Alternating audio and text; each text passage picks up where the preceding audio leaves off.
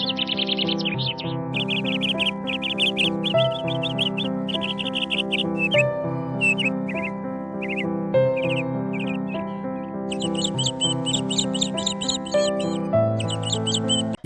பிரியமானவர்களே, பனிமே மத ஜபக்குழுவின் காலை பணித்துளி நிகழ்ச்சி வழியாக உங்களை சந்திப்பதில் மகிழ்ச்சி அடைகிறேன். இந்த தியானத்தின் கடவுள் பணித்துளிகள் ஒவ்வொரு நாளும் நம்மை நனைத்து அவர் பிரசனத்திலும் இறை வார்த்தையில் வளர்வோம், வாழ்வை வெற்றியாக்குவோம், சிந்திப்போம், வாழ்வாக்குவோம்.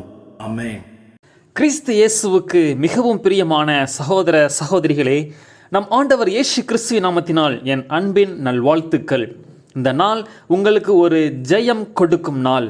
இன்று ஆண்டவர் இயேசு மத்தேயு நற்செய்தி 12ஆம் அதிகாரம் 36ஆம் வசனம் மூலம் நம்மோடு பேசுகின்றார்.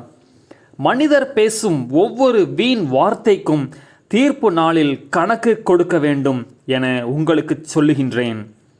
மனிதர்களுக்கு பிறரோடு பேசுவது என்றால் மிகவும் பிரியம். அதுவும் பிறரை பற்றி புரணி பேசுவது என்றால் அளவிட முடியாத பிரியம். அந்த வார்த்தைகள் கடவுளுக்கு பிரியமானதா அல்லது கேட்பவர்களுக்குத்தான் பிரயோஜனமானதா என்பதெல்லாம் யோசிப்பது கூட கிடையாது. மனிதன் குறைவாக பேசி நல்ல விஷயங்களை அதிகமாக கேட்க வேண்டும் என்பதற்காகத்தான் 2 காதுகளை கொடுத்த கடவுள் ஒரு வாயை மட்டும் கொடுத்துள்ளார். காதுகளுக்கு கதவு வைக்காத கடவுள் வாய்க்கு உதடு என்னும் கதவையும் வைத்துள்ளார். ஆனால் மனிதர்கள் காதுகளை விட வாயைத்தான் அதிகம் பயன்படுத்துகின்றனர். அதனால் பல பிரச்சனைகளுக்கு ஆளாகின்றனர்.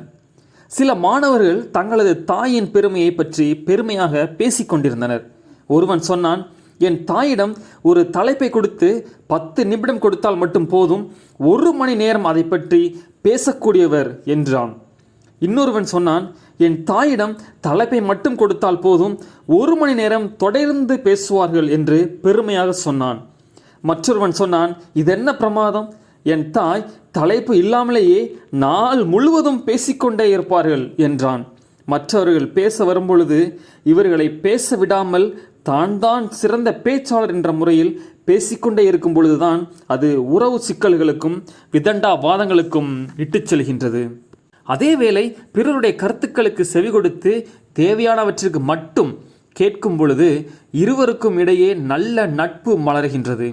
மாடு கொம்பினால் பிடிபடுவது போல மனிதன் தன் பேச்சினால் பிடிபடுகின்றான் என்கின்றது ஒரு ரஷ்ய நாட்டு பழமொழி. நாம் வீணாக பேசுவதை குறைத்து கொள்ளுவோம், நீதி தீர்ப்பு நின்று நம்மை காத்து கொள்ளுவோம். நன்மையானதை அதுவும் தேவையான அளவு மட்டும் பேசுவோம், ஜெயமெடுப்போம். சிந்தித்து வாழ்வாக்குவோம். இயேசுவின் வருகைக்கு ஆயத்தமாவோம். நாம் ஜெபிப்போம். எங்களை மிகவும் நேசிக்கும் எங்கள் அன்பு இறைவா, எங்கள் நாவிற்கு காவல் வையும். எங்கள் நாவினால் வீணாக பேசிவிடாமல் உமக்கு விருப்பமானவைகளை மட்டும் பேச கிருபை தாரும். இதன் மூலம் எங்களை நீதி தீர்ப்பு நின்று காத்துக்கொள்ளும். எங்கள் ஆண்டவரும் மீட்பருமாகிய இயேசு கிறிஸ்துவின் நாமத்தில் ஜெபிக்கிறோம் எங்கள் ஜீவனுள்ள நல்ல பிதாவே, ஆமேன்.